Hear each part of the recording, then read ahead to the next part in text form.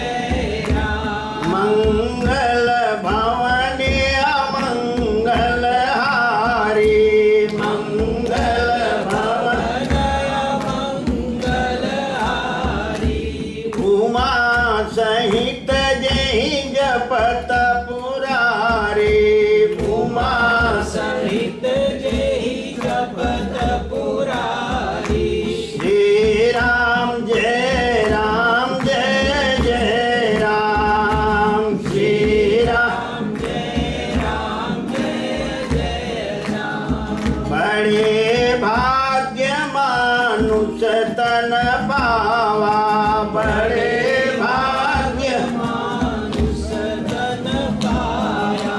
सुर दुर्लभ सद ग्रंथ निगावा, सुर दुर्लभ सब ग्रंथन गावा। साधन धाम मोक्ष कर द्वारा, साधन दान मोक्ष कर द्वारा। पाई न जेहि परलोक सवारा, पाई न जेहि लोक सवारा।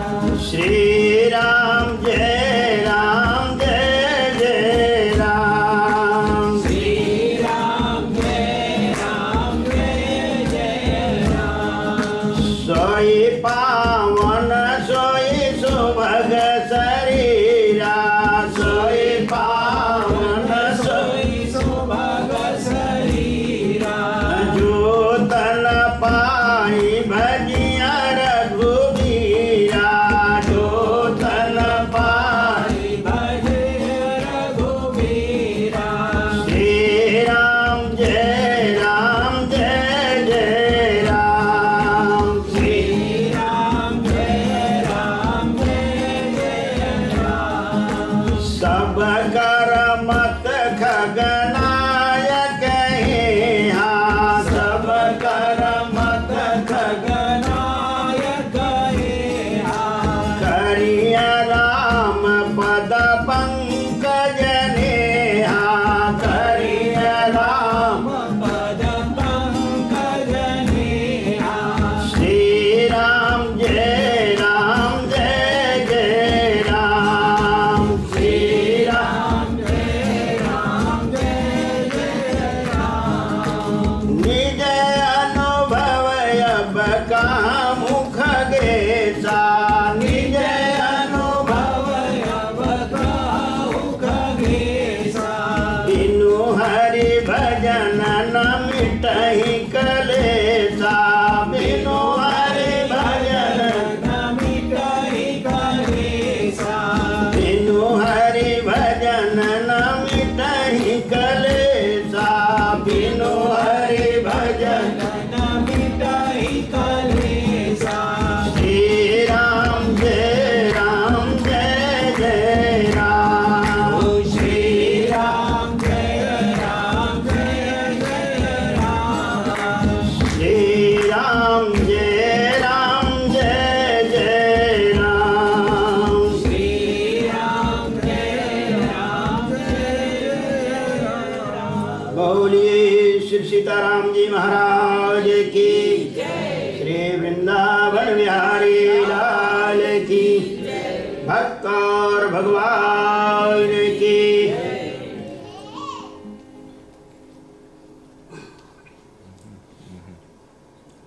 अनंतानंद परमपिता परमेश्वर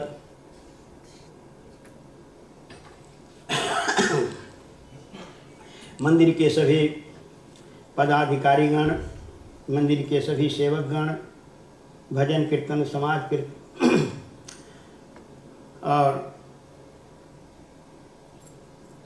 यज्ञ यजमान, शिवचरण परिवार तथा आए हुए सभी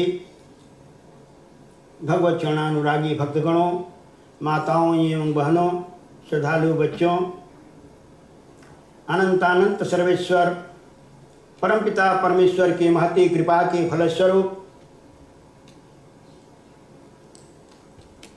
श्री राम मंदिर में श्रीमद्भागवत महापुराण का अनुष्ठान किया गया है, जिसमें हम सभी लोग भगवान के इस दिव्य दरबार में बैठ करके भगवान के मंगलमय विग्रह का दर्शन करते हुए हम लोग भगवान के मंगलमयी कथा को श्रवण कर रहे हैं। जीवन का यही सबसे बड़ा लाभ है कि हमारा कुछ समय भगवान की कथा में, भगवान के कीर्तन में, भगवान के दर्शन में व्यतीत हो जा रहा है। यह श्रीमद् भागवत महापुराण बड़ा दिव्य ग्रंथ है। ये साक्षात भगवान श्याम सुंदर का ही वांगमयी विग्रह है।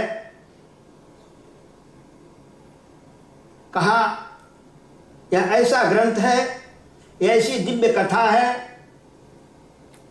को इसको सुनने से प्राणी का मन भगवतमय हो जाता है। कल हम लोग श्रीमद् भागवत महापुराण के महात्म्य के विषय में श्रवण कर रहे थे कि सनकादिक ऋषियों ने नारद जी को हरिद्वार में श्रीमद् भागवत की कथा का महत्व सुना रहे थे, महात्मा सुना रहे थे। नारद जी महाराज माता भक्ति के पुत्र ज्ञान वैराग को पुनः स्थापित करने के लिए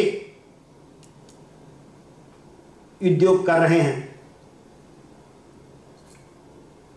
सनकादिक ऋषियों ने बताया यह श्रीमद् भागवत कथा जो है ये ऐसी कथा है कि इसको मानव कौन चलाए। यदि भूत प्रेत भी सुने तो उनकी भी मुक्ति हो जाती है। ऐसा यह दिव्य ग्रंथ है। और यदि जीव जो भटक रहा है इधर उधर उसको यहां शांति मिलती है। इस ग्रंथ को सुनने के बाद उसके सारे शंकाओं का समाधान हो जाता है। यह कैसा ग्रंथ है कि इसको सुनने से प्राणी का मन जो है वो भगवतमय हो जाता है। इसमें है क्या? कहा इसका नाम है श्रीमद् भागवत। भक्तों का चरित्र है। इसमें भगवान का चरित्र होता तो श्रीमद् भगवत कहा जाता, लेकिन यह श्रीमद् भगवत नहीं, श्रीमद् भागवत है। भगवान के भक्तों का चरित्र इसमें है, जिसको सुन करके व्यक्ति को ज्ञान होता है कि भक्तों ने किस प्रकार से भगवान की भक्ति की और भक्ति के द्वारा शक्ति प्राप्त करके उस परमपिता परमेश्वर को प्राप्त किया। मैं भी उस माध्यम से उस मार्ग से चलें तो मेरा भी कल्याण होगा, मंगल होगा। क्योंकि प्रथम मुनि न जिनकी रति गाई तेहि मग चलत सुगम मोहि भाई। हमारे ऋषियों ने जो मार्ग बताया उसी मार्ग से चलने में हमारा कल्याण होगा। हम नया मार्ग बनाने लगेंगे तो हो सकता बनाते बनाते समय निकल जाएगा और हम चल ही नहीं पाएंगे। इसलिए हमारे ऋषियों ने जो मार्ग बनाया है तेहि मग चलत सुगम मोहि भाई, उस मार्ग से हम चलेंगे तो सुगमता से आराम से प्रभु तक पहुंच जाएंगे। कल मैं श्रवण करा रहा था कि श्रीमद् भागवत महापुराण के महात्म्य में सनकादिकों ने बताया कि आत्मदेव संतान में सुख को खोज रहे थे कि हमारे संतान हो जाएगा तो हम सुखी हो जाएंगे। आदमी संतान खोजता है, सुख खोजता है, कोई मकान में, कोई दुकान में, कोई संतान में, जबकि अंत में पता चलता है कि वहां तो सुख है ही नहीं। केवल सुख मालूम होता था कि सुख है, लेकिन अंत में वहां दुख ही मिला। आत्मदेव को था कि हमें पुत्र मिल जाएगा तो हम सुखी हो जाएंगे। मेरे पास सब कुछ है लेकिन पुत्र नहीं है। महात्मा ने समझाया फिर भी नहीं माना। महात्मा ने आशीर्वाद के रूप में फल दिया और उस फल के द्वारा फल को उसकी पत्नी खाई नहीं। तुलसी जति जैसी भवतव्यता, जब भाग्य में है ही नहीं तो कितना कोई चतुराई करे, लेकिन वह भाग्य से अलग नहीं जा सकता। महात्मा ने उसे कहा कि तुम्हारे भाग्य में सुख नहीं लिखा है, पुत्र सुख नहीं लिखा है। लेकिन उसने कहा महाराज पुत्र सुख तो बाद में देखा जाए, पहले पुत्र तो हो। महात्मा ने दिया, लेकिन पत्नी खाई नहीं, गाय को खिला दिया परीक्षा लेने के लिए, क्योंकि गाय भी उनकी बाज थी। और उसकी बहन ने उसको फुसला करके कहा, बहन मेरे संतान कई हैं और मैं अपना संतान आपको तुमको दे दूंगी और तुम्हारी समस्या का हल हो जाएगा। और हुआ इसी प्रकार से। लेकिन जब जड़ में ही छल कपट है तो बच्चे कैसे होंगे? वो छल कपट वाले ही होंगे। धुंधकारी अपने पुत्र का नाम, धुंधली अपने पुत्र का नाम धुंधकारी रखा। गौ से हुआ वो गोकर्ण हुआ, जो बहुत बड़ा विद्वान हुआ। गोकर्ण महापंडित, धुंधकारी महाखल, बहुत बड़ा खल हुआ, दुष्ट हुआ। और कैसा दुष्ट हुआ? बच्चों के साथ खेलने जाता, बच्चों को खेलते खेलते कुएं के पास ले जाता। और देखो इसमें कोई देख रहा है। जब बच्चे उस कुएं में ताकने लगते, देखने लगते, तो पीछे से उलट देता, उसे गिरा देता कुएं में। ऐसा पापी हुआ। किसी का बच्चा रोता, कहा दो मैं उसे चुपवा देता हूं, गोद में ले लेता और दो चार ऐसे करता, वो पटक देता। ऐसा दुष्ट निकला। बचपन से ही दुष्टता करने लगा। बड़ा हुआ, हारे वो पिता, पढ़ाई। पिता ने अनेक उपाय किया कि कुछ पढ़ ले, लेकिन नहीं पढ़ा। गोकर्ण पढ़ करके विद्वान बन गए। देखा भाई हमारा दुष्प्रवृत्ति में होता जा रहा है, तो अब बेचारा गुरुकुल में चला गया, तीर्थाटन के लिए चला गया। इधर धुंधकारी धीरे धीरे जब बड़ा हुआ तो यह इसके अंदर सारे दुर्गुण आने लगे। जुआ खेलने लगा, शराब पीने लगा। अब उसके लिए धन चाहिए। पिता का सारा धन धीरे धीरे समाप्त हो गया। जब समाप्त हो गया, अब धन नहीं रहा, तो एक दिन पिताजी से कहा, पिताजी मुझे धन चाहिए। उन्होंने कहा, बेटा धन तो नहीं है। तो जो घर में बर्तन थे खाने बनाने वाले, उन बर्तनों को उठा ले गया और बेच करके जुआ खेल गया। दूसरे दिन आया, कहा, पिताजी मुझे धन चाहिए। पिताजी ने कहा, बेटा तुम्हारे जैसा नालायक बेटा पैदा हुआ, सारा मेरा धना कमाया हुआ धन समाप्त हो गया, अब मेरे पास धन नहीं है। उसने कहा, आप ऐसे नहीं दोगे। उठाया डंडा और इतना पीटा कि बेचारा बड़ा दुखी हुआ कि मैं जिस पुत्र सुख के लिए इतना परेशान था, अब महात्मा की बात याद कर रहा। महात्मा ठीक ही कह रहे थे कि मेरे भाग्य में पुत्र सुख नहीं है। बेचारा घर से निकल पड़ा, जा रहा था, रास्ते में गोकर्ण मिले। गोकर्ण ने देखा पिताजी की दशा, पूछा, पिताजी क्या हुआ? उन्होंने कहा, बेटा तुम्हारा जो भाई धुंधकारी है, उसने आज मुझे बहुत मारा धन के लिए।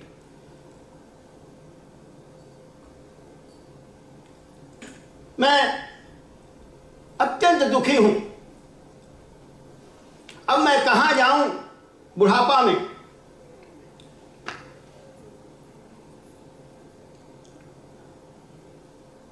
किधर जाऊं? कुछ समझ में नहीं आ रहा है, मैं क्या करूं? तब गोकर्ण अपने पिता को ज्ञान देते हैं। कहते हैं, मुच्यताम ज्ञानम प्रजारूपम मोहितो नरके गतिहि निस्वित्ते देहोयं सर्वं त्यक्त्वाम वनं व्रजा। हे पिताजी, अपने शरीर की ममता छोड़ दीजिए, परिवार का मोह ममता छोड़ दीजिए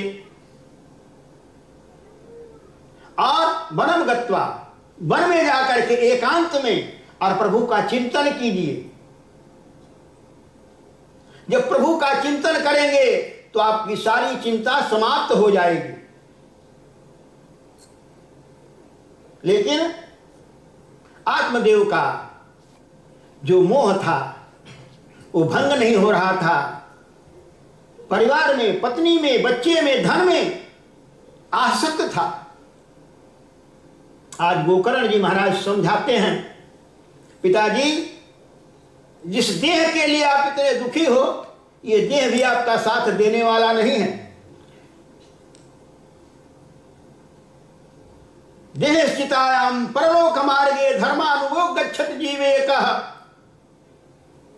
धनानि भूमोश्च पश्वस्य गोष्ठे गृहद्वारी जनश्मशाने देह स्थितायाम परलोक मार्गे धर्मानुगो गच्छत जीवेकः। जिनको आप अपना कह रहे हो वो कोई साथ देने वाले नहीं हैं। धन संपत्ति जो है यही छूट जाएगा, यही आपने लिया है और यही छोड़ जाना है, वो साथ जाने वाले नहीं हैं। पशुस्य गोष्ठे, हाथी घोड़ा जो भी है सब पशु यही छूट जाएंगे। गृहद्वारी पत्नी जो है, जिस पत्नी के लिए इतने व्याकुल हैं, वो भी आपका साथ देने वाली नहीं है। कहते हैं ना, परिवार वाले भी चलेंगे तो केवल शमशान तक, पत्नी भी आगे बढ़ेगी तो केवल मकान तक, बेटा भी हक निभाएगा तो केवल अग्निदान तक, और अपना शरीर भी हमारा साथ नहीं देगा। देह स्थितायाम परलोक मार्गे धर्मानुगो गच्छत जीवेकः। परलोक की यात्रा में जीव अकेला होता है। यह शरीर भी, जिस शरीर के लिए हमने क्या क्या नहीं किया, वो भी हमारा साथ देने वाला नहीं है। वही चिता में जल करके राख हो जाए। धर्मानुगो गच्छत जीवेकः। वह जो धर्म कर्म किया है, जो सत्कर्म किया है, पुण्य कर्म किया है, जो भजन किया है, वही उसके साथ जाएगा। इसलिए गोकर्ण महाराज समझाते हैं, पिताजी वैराग्य राग रसिको भव। आप अपने हृदय में वैराग्य को धारण कीजिए। देख लिया सारी दुनिया का नजारा, ना हम किसी के न कोई हमारा। ये जो बीमारी आती है ना, बीमारी जो आती है हमें बताने के लिए आती है कि देखो तुम्हारा कौन है। खाली हम कह सकते हैं भाई बहुत बीमार है, लेकिन कितना बीमार है, कितना उसको दर्द है, कितना पीड़ा हो रहा, वो तो वही जानता है। काहु न को सुख दुख कर दाता, निज कृत कर्म भोग सब भ्राता। अपने ही कर्मों को हमें भोगना है, कोई हमें सुख दुख देने वाला नहीं है। ये केवल हमारा ज्ञान है कि हम सोचते हैं कि उससे सुख मिलेगा। सुख कहीं है नहीं। कहा न यत् सुखम देवलोकस्य। स्वर्ग में सुख भी, वहां भी सुख नहीं है, वहां भी सब दुखी हैं। एक दूसरे को देखकर जलन हो रहा है, पुण्य समाप्त हो रहा है, रातों दिन चिंता लगी हुई है कि पूरे छीणे मृतलोके विशंति। पुण्य छीण होने के बाद मुझे मृतलोक में जाना है, लेकिन पता नहीं कौन सी योनि में जाना है, इसलिए वो भी वहां दुखी हैं। न यत् सुखम देवलोकस्य न यत् सुखम चक्रवर्तिनः। वह चक्रवर्ती सम्राट को भी सुख नहीं है, उसको भी रातों दिन चिंता लगा है कोई दूसरा हमारे ऊपर आक्रमण करके हमारा राज न छीन ले।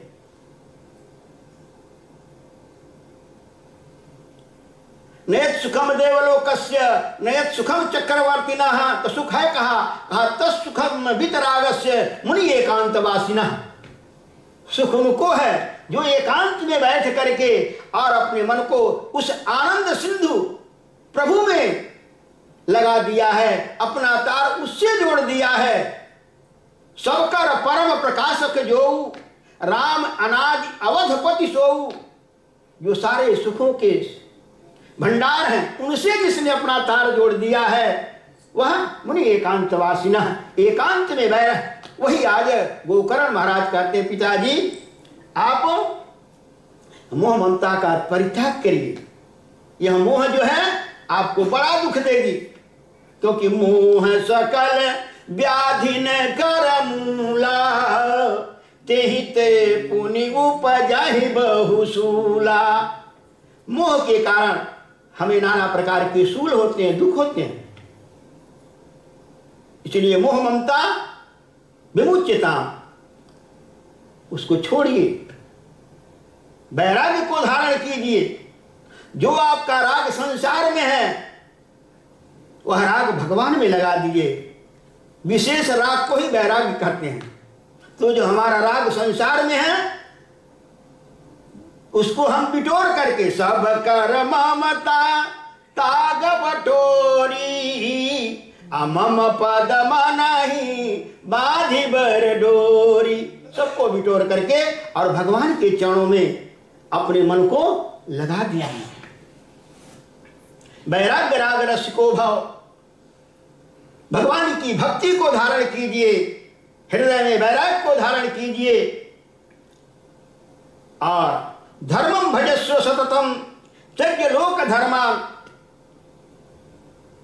यह जो लोक का धर्म है यह लोक में फंसाने वाला है।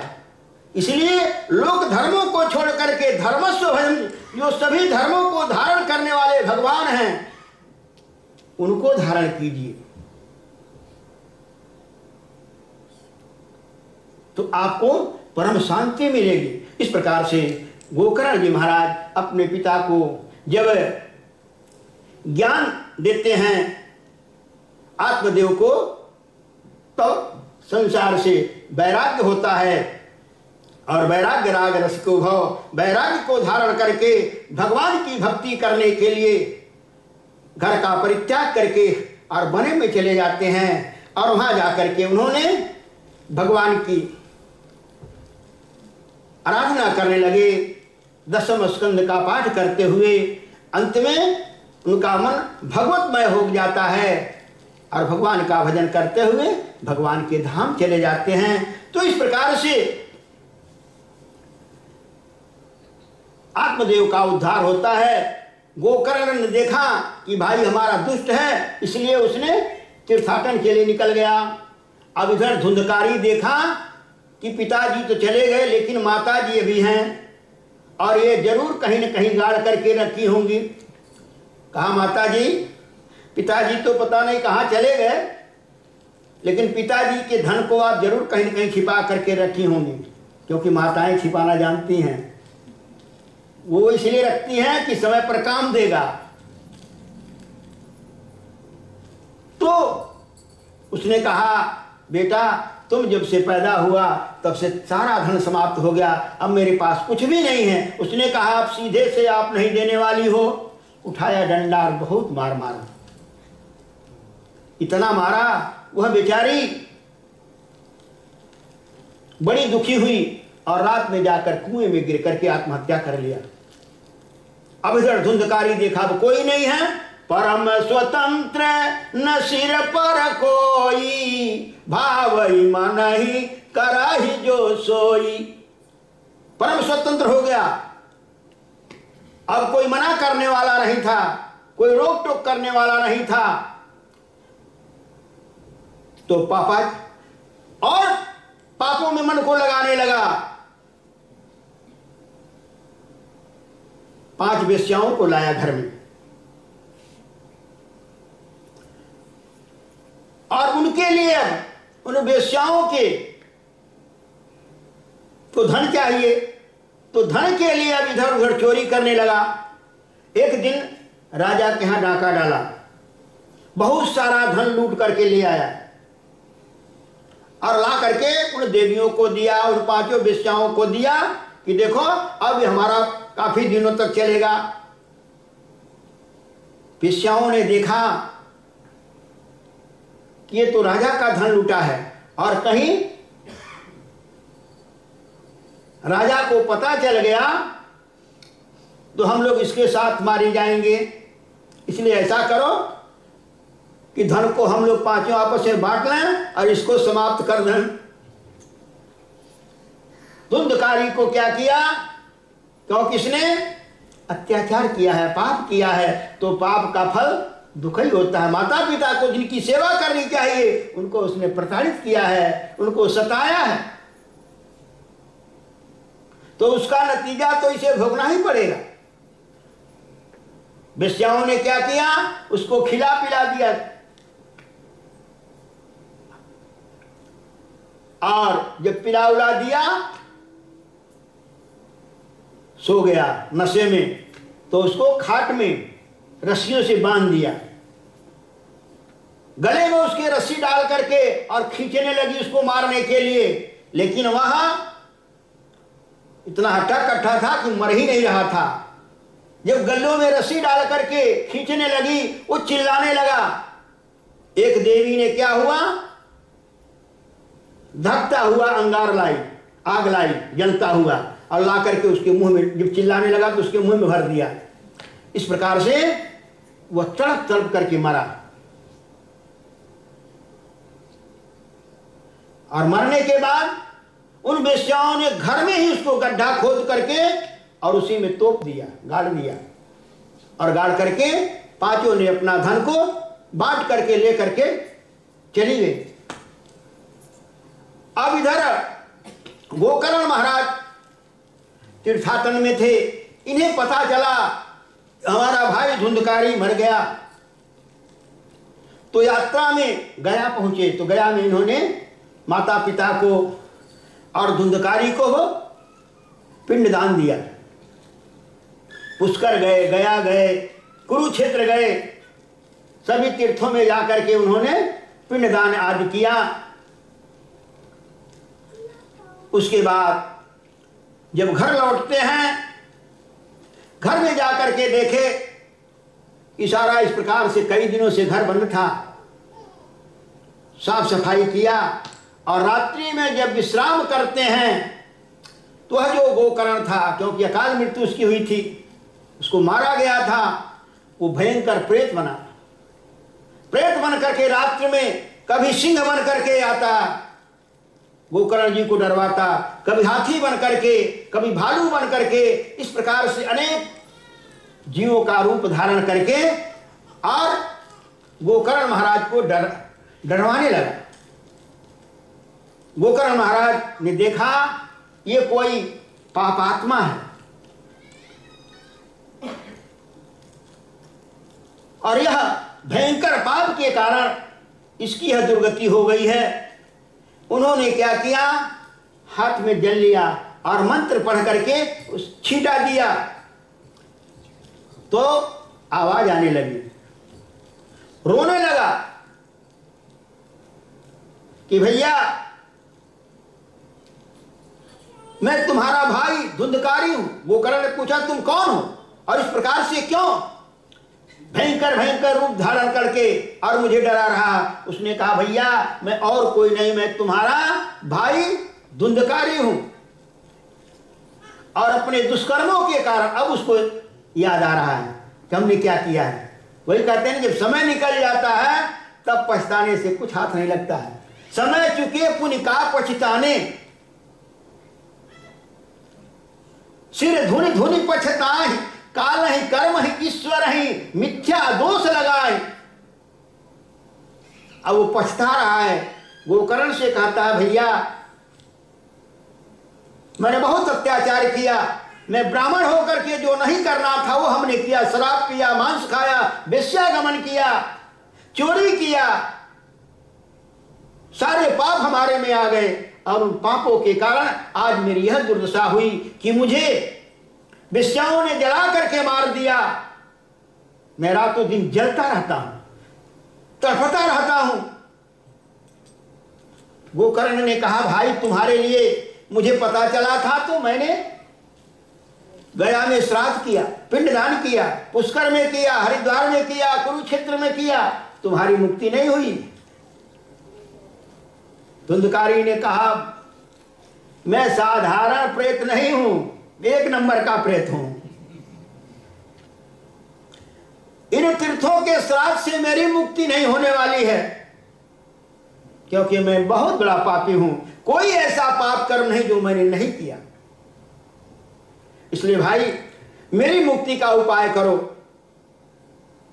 गोकर्ण जी ने कहा ठीक, धैर्य धारण करो, मैं उपाय अवश्य करूंगा तुम्हारे कल्याण के लिए। सुबह हुआ, गांव के सभी लोगों को बुलाया, विद्वानों को, और पूछा कि हमारा भाई इस प्रकार से मुझे रात में मिला था, उसके उद्धार के लिए क्या किया जाए। गांव के सभी लोगों ने कहा महाराज, इस गांव में तो सबसे बड़े पंडित आप ही हो, विद्वान हो। उन्होंने कहा मुझे तो कुछ पता नहीं चल रहा है। लोगों ने कहा तो हम लोगों को भी उस प्रेत के उद्धार का कोई ऐसा उपाय नहीं दिखाई दे रहा है।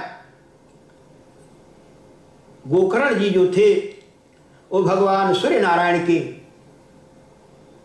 उपासक थे।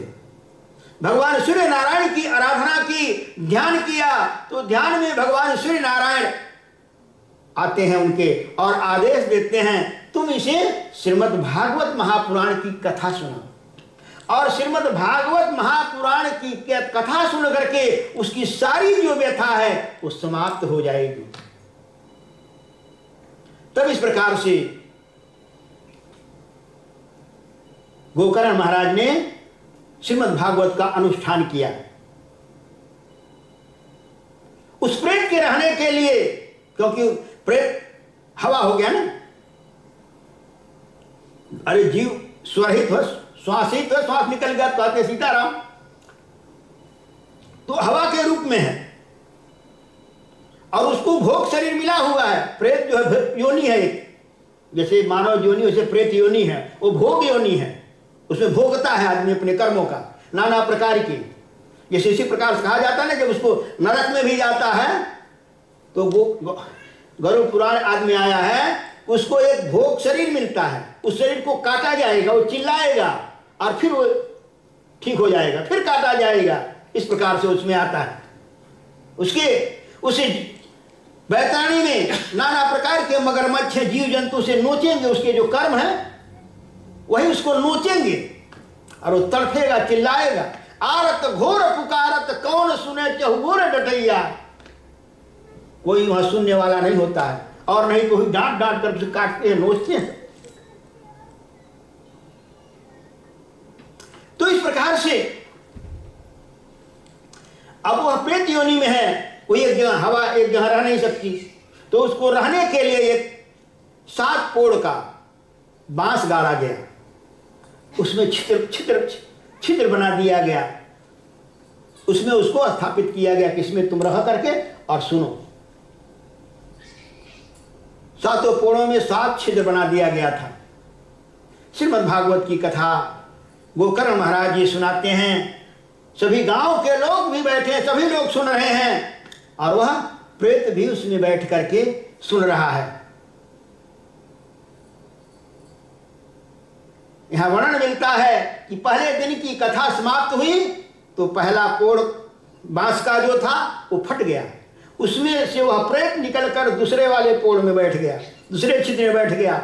दूसरे दिन की कथा हुई तो दूसरा छिद्र का जो पोड़ था वो फट गया बांस।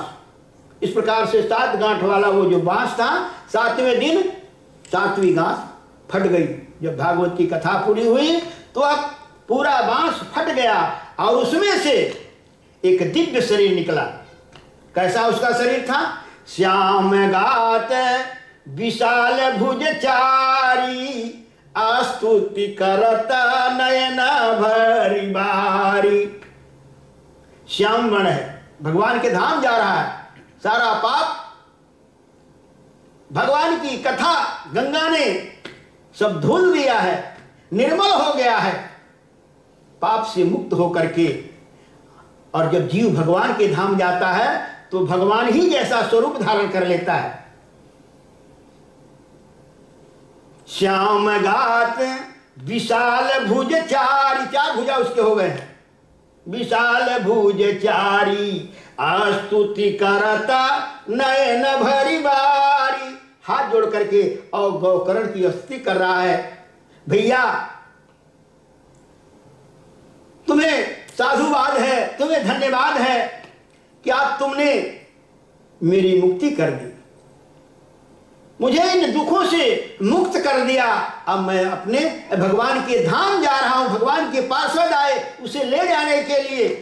गोकर्ण जी महाराज ने, यहां वर्णन मिलता है, उन भगवान के पार्षदों से कहा, अरे भाई मैंने कथा सुनाया, इतने लोग सुने, तो तुमने एक ही रथ क्यों लाया है?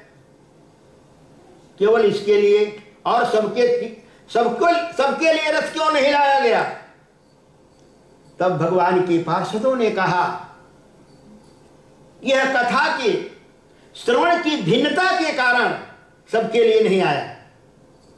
यह जो था ये व्याकुल था, दुखी था, इसलिए यह ध्यान लगा करके सुन रहा था अपने दुखों को दूर करने के लिए।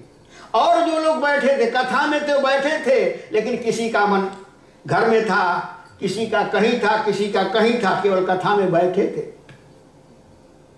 सबने मन लगा करके सुना नहीं। कहा ना, तरु छाया सुख जानई सोई, जो अतियातप व्याकुल होई।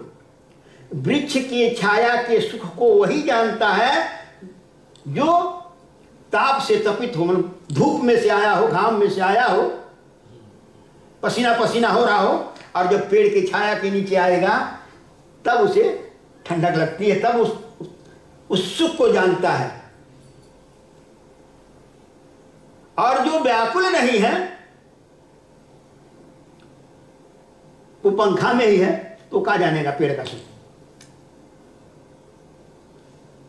तो वह जो था वो दुख से दुखित था, पीड़ित था,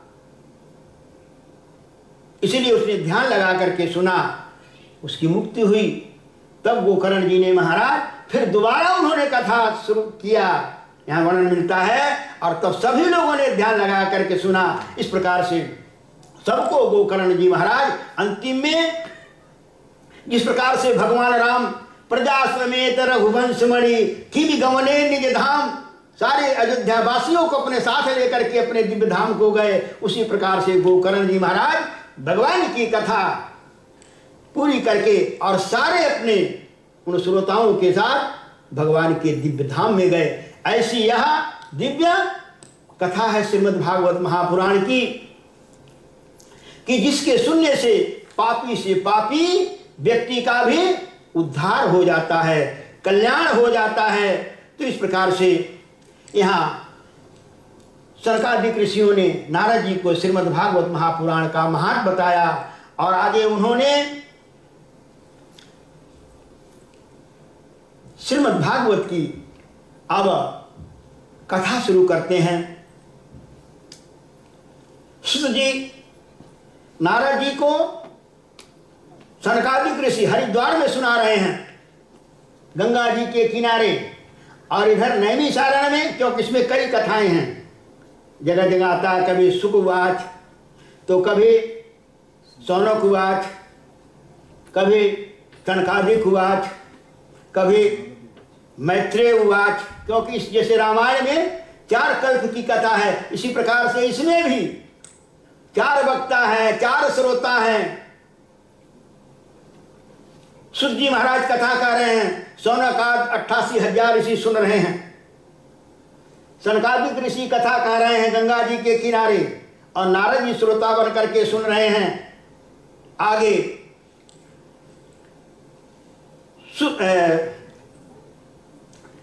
राजा परीक्षित श्रोता बन करके सुन रहा है, और सुखदेव जी महाराज कथा सुना रहे हैं। उधर आगे चल करके मैत्रेय जी महाराज कथा सुना रहे हैं, और विदुर जी सुन रहे हैं। तो इस प्रकार से ये समय समय पर आता है, कभी सुकवाच, तो कभी सुतवाच, तो कभी सनकादिक वाच, कभी मैत्रेय उवाच, क्योंकि 4 वक्ता है, 4 श्रोता भी हैं। इसी प्रकार जैसे रामायण में हैं 4 श्रोता 4 वक्ता, ऐसे ही यहां पर भी हैं। तब यहां सुत जी महाराज सौनकादि ऋषियों को भगवान की कथा सुनाने के लिए, श्रीमद् भागवत कथा सुनाने के लिए मंगलाचरण करते हैं, और उस मंगलाचरण में भगवान की स्तुति करते हैं, प्रार्थना करते हैं और फिर श्रीमद् भागवत महापुराण की आगे कथा सुनाते हैं। ओम नमो भगवते वासुदेवाय हरे परमात्मने प्रणतक्लेशनाशाय गोविंदाय नमो नमः। बताते हैं कि श्रीमद् भागवत पुराण है कैसा। कहते निगम कल्पतरोर गलितम फलम सुखमुखादमृत द्रव संयुतम पिबत भागवतम रसमालयम मुहुर्हो रसिका भुवि भावुका। का यह श्रीमद् भागवत जो है वह वेद रूपी कल्प वृक्ष का फल है। वेद रूपी कल्प वृक्ष का यह फल है और यह फल भी ऐसा फल है जिसमें गुठली और छिलका नहीं है, सब रस ही रस है। इसमें कोई त्याज्य नहीं है, सब ग्रहण करने लायक ही है। इसलिए जो रसिक लोग हैं वही इस रस को अपने कान रूपी दोने से इसको पिए। इस रस को अपने कान रूपी, क्योंकि कान कथा जो है कान से ही सुनी जाती है। कहा गया ना, जिन हरि कथा सुनिय नहीं काना तिनके श्रवण यही भवन समाना। और जिसने निरंतर अपने कान को भगवान की कथा सुनाता है तो ऋषियों ने कहा प्रभु भक्तों के हृदय में आप वास करिए। सुनहि निरंतर हो ही न पूरे सो तुम्हारे तुम कह गृह रूरे। जो अपने कान को समुद्रवत बना लिया है, निरंतर सुनता रहता है। जैसे समुद्र में हजारों नदियां कलकल छलछल करके जाती हैं भरने के लिए, लेकिन समुद्र कभी भरता है? कभी नहीं भरता है। वो जितना है उतना ही रहता है। कहा इसी प्रकार से जो भक्त हैं निरंतर भगवान की कथा सुनते हैं लेकिन कभी भरते नहीं, अघाते नहीं हैं।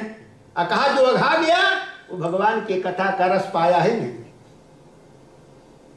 रामचरित जे सुनत अघाही रस विशेष जाना तीन नाही। वह तो रस को पाया नहीं, आज इसको रस मिल गया तो आशा बसन व्यसन यह नहीं रघुपति चरित होई तहाँ सुनहि। जो भगवान के प्यारे भक्त हैं उनको आशा बसन व्यसन कहते नहीं। ये सनकादिक ऋषि हैं, इनको आशा है तो भगवत चरित से आशा। आशा बसन वही वस्त्र उनका है, नंग धड़ंग रहते हैं, खाली निगोटी धारण करते हैं सनकादिक ऋषि, और कोई शरीर पर उनके वस्त्र नहीं है और हमेशा 5 वर्ष के ही रहते हैं। निरंतर भगवत कथा कहते हैं और सुनते हैं। आशा बसन व्यसन ही है कि नहीं। जैसे किसी को व्यसन हो जाता ना शराब पीने का, नहीं मिलेगा तो हाथ गोड़ कांपने लगता है उसका। किसी को तंबाकू खाने का, सुर्ती खाने का, सिगरेट पीने का व्यसन हो गया, नहीं पाता है तो व्याकुल रहता। मंदिर से निकला तुरंत धराएगा बाहर जा करके। वो मुखबत्ती जिसको कहते हैं, अगरबत्ती नहीं मुखबत्ती है, वो ये तब मुंह में डालता है धुआं। तो वो भी एक व्यसन है। व्यसन के कारण वो परेशान रहता है। सुरती नहीं मिली तो व्याकुल है। सवेरे उसको सिगरेट नहीं मिला तो टॉयलेट नहीं जा पाएगा। ऐसे ऐसे लोगों को व्यसन होता है। लेकिन भक्तों को भगवान की भक्ति का व्यसन होता है। आशा बसन व्यसन यह नहीं रघुपति चरित होई तहाँ सुनहि। हनुमान जी का व्यसन तो आप सबको पता ही है। यत्र यत्र रघुनाथ कीर्तनम तत्र तत्र कृतमस्तकांजलिं। जहां जहां भगवान की कथा होती है वहां वहां हनुमान जी महाराज कथा सुनने के लिए पहुंच जाते हैं। कभी उनका मन भरता नहीं कथा से। रामचरित सुन बे कहाँ रसिया, राम लखन सीता मन बसिया। ऐसे रसिया हैं। वही यहां बता रहे हैं कि जो रसिक भक्त हैं वैसे हर समय इसको पिए, क्योंकि यह कल्प वृक्ष का यह रस है। और वो भी सुख जैसे, सुखदेव जी महाराज जैसे तोते के द्वारा वह देखा गया है कि मीठा है खट्टा। कहा जाता है जिस फल में, पेड़ के फल में जो मीठा होगा उसी को तोता जो है वो चोंच लगाता है, खट्टे को नहीं खाएगा। तो सुखदेव जी के मुखारविंद से यह निकलने के कारण और सरस हो गया है और मिठास हो गया है। इसलिए हर मुहूर्त हर समय इसको पियो, सदा पीते रहो। ये ऐसा अमृत है जो पिएगा वो अमर हो जाएगा। तो इस प्रकार से यहां बताते हैं श्रीमद् भागवत महापुराण में सूत जी महाराज शौनक आदि ऋषियों को बता रहे हैं कि इस श्रीमद् भागवत महापुराण के रस को पीजिए। यह पुराण कैसा है, कब बना, किसने बनाया, कैसे बनाया। सूत जी महाराज शौनक आदि ऋषियों को बताते हैं कि एक बार वेद व्यास जी महाराज बद्रिका आश्रम से आगे, भारत का अंतिम गांव है वो, या पहला गांव कहिए, उससे आगे चीन है जिसका नाम है माना गांव। बद्रीनारायण से और आगे है माना गांव। माना गांव से थोड़ा और ऊपर जाएंगे तो वहाँ व्यास गुफा है, माना गांव के ऊपर आगे। व्यास जी महाराज वहाँ सरस्वती नदी हैं, अलकनंदा में आकर मिलती हैं। सरस्वती नदी वहीं दिखाई देती हैं और फिर इधर कहीं नहीं दिखाई देती हैं। वहाँ सरस्वती नदी के किनारे व्यास जी का अपना आश्रम गुफा था और वहाँ सरस्वती नदी के किनारे व्यास जी महाराज चिंता में बैठे हुए थे, क्योंकि जब भी वह ध्यान में बैठते तो आने वाले कलयुगी जीवों का करुण क्रंदन सुनाई देता। कलयुग का सारा दृश्य उनके सामने आता, क्योंकि व्यास जी त्रिकालदर्शी थे। कलयुगी जीवों के कल्याण के लिए उन्होंने वेद को 4 भागों में विभक्त किया।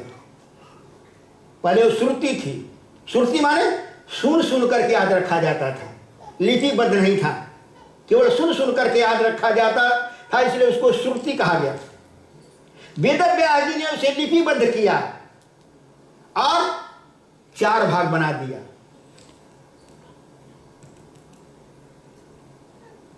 यजुर्वेद, अथर्ववेद, सामवेद, ऋग्वेद।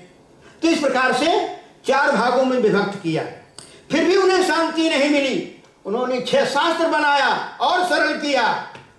फिर भी वो देखते हैं कि कलयुगी जीवों के पास इतना समय नहीं रहेगा। अल्प तो अवधि बहु, तामे बहु सोच पोच, करिबे को बहुत है, काह काह कीजिए। क्या क्या करेंगे। एक तो लोगों की अल्प बुद्धि होगी, उतनी शिक्षा नहीं होगी। शिक्षा भी कौन सा ग्रहण करेंगे, केवल दूसरे को लूटने घुस-घसुटने वाली शिक्षा पढ़ेंगे कि कैसे हम दूसरे को धन को अपना बनाएंगे। यही विद्या पढ़े। मातु पिता बालक न बोलावही, उदर भरे सोई धर्म सिखावन। माता भी पिता भी उन्हें धर्म कर्म नहीं बताएंगे, केवल उदर पोषण पालन करने की शिक्षा देंगे। जबकि माता पिता का कर्तव्य होता है कि हमारा जो धर्म है, हमारा जो संस्कार है, वो हम अपने बच्चों को सिखाएं। ये घर में मिलता है। लेकिन वो अभी नहीं सिखाएंगे, बड़ा होगा तो सीख लेगा, बड़ा होने पर कोई नहीं सीखता। कहा गया है 5 वर्ष तक बच्चों को खूब प्यार करो, और 5 से जब 15 वर्ष के आयु तक उनको जिस सांचे में आपको ढालना है उस प्रकार से शक्ति करके उन्हें अपना धर्म कर्म संस्कार सब दो। और 15 वर्ष से जब बड़ा हो जाता है तब उससे अब मित्रवत संपर्क, अब संबंध रखो। अब माना तो मना दो, नहीं तो छोड़ दो, नहीं तो खड़ा हो जाएगा, पैगाम नहीं मानेंगे। तो कहा 10 साल में उसको ऐसा बना दो ताकि वह भटके ना, अपने धर्म को जाने, अपनी संस्कृति को जाने। तो इस प्रकार से व्यास जी ने देखा कि सारे जीव जो हैं वह उनका कल्याण कैसे होगा। 108 उपनिषद बनाई, महाभारत जैसा इतिहास बनाया जिसमें 1 लाख श्लोक हैं। फिर भी उन्हें उसके बाद भी उन्हें शांति नहीं मिली तो 17 पुराण बनाया। 17 पुराण बनाने के बाद भी व्यास जी वहां सरस्वती नदी के किनारे चिंतित बैठे हुए हैं। उसी समय आकाश मार्ग से देवर्षि नारद जी जा रहे थे। उन्होंने व्यास जी को चिंतित देखा, नीचे उतरे श्रीमन नारायण करते हुए, श्रीमन नारायण नारायण नारायण, श्रीमन नारायण नारायण नारायण, बद्री नारायण नारायण नारायण, बद्री नारायण नारायण नारायण। इस प्रकार से श्रीमन नारायण ध्वनि करते हुए नारद जी महाराज व्यास जी के आश्रम में उतरते हैं। व्यास जी को चिंतित देखा, पूछा महाराज आपका मुखमंडल देखने से लगता है आप किसी भयंकर चिंता में हैं। उन्होंने कहा हाँ देवर्षि मैं चिंतित हूं। है आपको क्या चिंता महाराज? व्यास जी ने कहा मैं भविष्य को देख रहा हूं कि प्राणी पाप पयोनिधि जन्मन मीना, उनका मन पवित्र कैसे होगा। व्यास जी ने कहा आपने तो प्राणियों के कल्याण के लिए बहुत सारा उपाय किया। व्यास जी ने कहा फिर भी मुझे शांति नहीं मिल रही है। नारद जी ने तब उनको बताया आपको इसलिए शांति नहीं मिल रही है कि आपने भागवतों का चरित्र नहीं लिखा। जितने पुराण बनाए, अग्नि पुराण बनाया तो अग्नि देवता की प्रशंसा की, शिव पुराण में शिव जी की महिमा सब गाई, सबसे बड़े वही हैं और कोई नहीं। वायु पुराण बनाया तो वायु देवता की ही महिमा गाई, देवी पुराण बनाया तो देवी की ही महिमा गाई। आप भगवान के भक्तों का जस नहीं गाया। जब तक भागवतों का चरित्र नहीं गाएंगे तब तक आपको शांति नहीं मिलेगा। व्यास जी ने कहा भागवतों के चरित्र से क्या होता है। तब नारद जी अपनी होनी बताते हैं। वाल्मीकि नारद घट जोनी, निज निज मुखनि कही निज होनी कि हम क्या थे। और इन भागवतों के द्वारा, संतों के द्वारा क्या से क्या बन गए।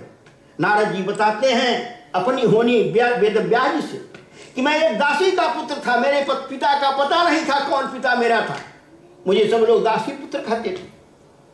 एक बार जिस गांव में हमारी माँ रहती थी, कुछ संत पधारे। गांव वालों ने उन संतों से आग्रह किया कि महाराज हमारे गांव में रह जाइए। संतों ने कहा देखो हम लोग चतुर्मास के लिए जगह खोज रहे हैं कि कहीं जगह मिल जाए। गांव वालों ने कहा हमारे गांव में ही चातुर्मास करिए।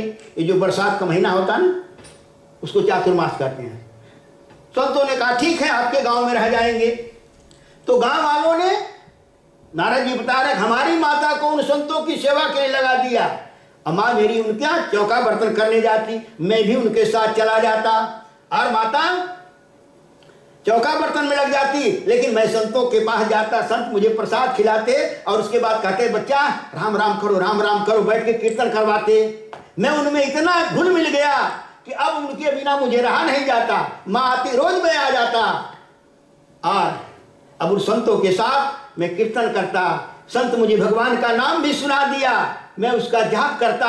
अब धीरे धीरे चातुर्मास खत्म हुआ, संत जाने के लिए तैयार हुए, मैं भी उनके साथ तैयार हुआ। माता रोने लगी, आकर संतों के चरणों में गिरी। महाराज हमारे बेटे को समझाइए, यही बुढ़ापा का एक हमारा लकड़ी है और ये भी आपके साथ जाना चाहता है, मैं कैसे रहूंगी। संतों ने तब समझाया, बेटा अभी तुम छोटा है, माँ के साथ जाओ, तुम बड़ा हो जाएगा तो हम लोग दोबारा आएंगे तब तुमको ले चलेंगे साथ। ऐसे समझा बुझा दिया। इधर क्या हुआ, संत चले गए, लेकिन अब उस बालक का मन संसार में नहीं लग रहा है, केवल उन संतों के उस सत्संग को याद करता, बैठकर कीर्तन करता और बच्चों के साथ खेलने नहीं जाता। जो और बच्चे जिस प्रकार से उत्पाद करते वैसा कुछ नहीं, बैठ करके ध्यान करता, कीर्तन करता। एक दिन क्या हुआ, माँ जा रही थी गाय दुहने के लिए, रास्ते में सर्फ पड़ा हुआ था, अंधेरा था, उसने समझी रस्सी है, पैर रख दिया और वो काला नाग था, काट लिया, माँ मर गई। सारे गांव वाले बेचारे जुटे, कहे देखो ये कितना भागा है, इसकी माँ ही चली गई, अब इसका कौन देख रेख करेगा। बाप का तो पता ही नहीं था, माँ भी तो भी चली गई और यह माँ को मरा देख करके बड़ा प्रसन्न था, हंस रहा था। लोगों ने कहा देखो कितना भागा है, इसकी माँ मर गई और हंस रहा है। लोगों ने पूछा क्यों हंस रहा है, कहा यही माँ ही एक बंधन थी और वही बंधन से आज मैं मुक्त हो गया। अब मैं संतों के साथ में जाकर के भगवान का भजन करूंगा। माता का क्रियाक्रम किया और गांव से निकल गया, चला गया घनघोर एकांत में और जाकर लगा प्रभु का चिंतन करने, जो संतों ने बताया था। चिंतन करते करते इतना मगन हुआ, भूख प्यास भूल गया और भगवान में ऐसा लगने लगी उसकी, इतना निर्मल हो गया मन भगवान का नाम जपते जपते कि भगवान को प्रकट होना पड़ा। भगवान को देखा, बालक धन्य हो गया। लेकिन कुछ ही क्षणों में वह जो झांकी थी वो अंतर ध्यान हो गई। बालक तड़फने लगा, प्रभु कहाँ चले गए, कहाँ चले गए, व्याकुल होकर तड़फने लगा। आकाशवाणी होती है, बालक इस जन्म में तुम्हारा इतना ही दर्शन हुआ मेरा, अब इससे ज्यादा नहीं होगा। अगले जन्म में तुम ब्रह्मा जी का मानसिक पुत्र बनेगा और तब तुम जब चाहेगा तब हमारा दर्शन होगा।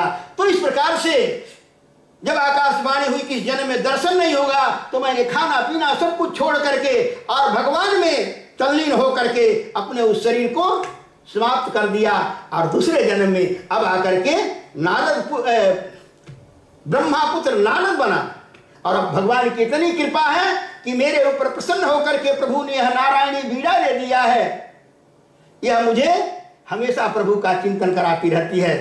मैं 2 घड़ी से ज्यादा अगर किसी से बात करने लगा तो अपने आप श्रीमन नारायण ध्वनि करने लगती है। तो इस प्रकार से नारद जी ने अपनी होनी बताई कि उन संतों की कृपा से आज मैं ब्रह्मपुत्र नारद बना। इसलिए आप संतों के भक्तों के चरित्रों को गाइए, भागवतों के चरित्रों को गाइए, तब आपको शांति मिलेगी। तो इस प्रकार से वेद व्यास जी महाराज श्रीमद् भागवत की रचना करते हैं और फिर कैसे किसको पढ़ाते हैं इसकी कथा कल किया जाए, क्योंकि समय ज्यादा हो रहा है। वाणी यही विराम लेगी।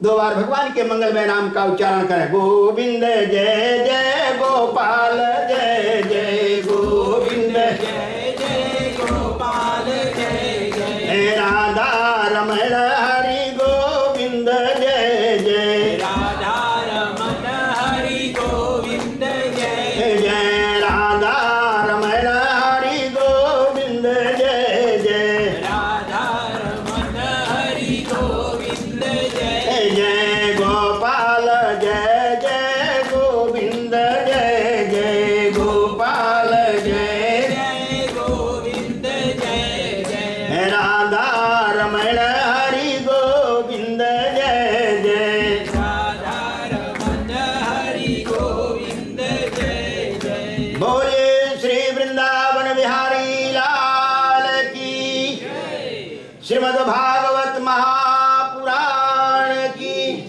श्री सीताराम जी महाराज की, श्री हनुमंत लाल जी महाराज की,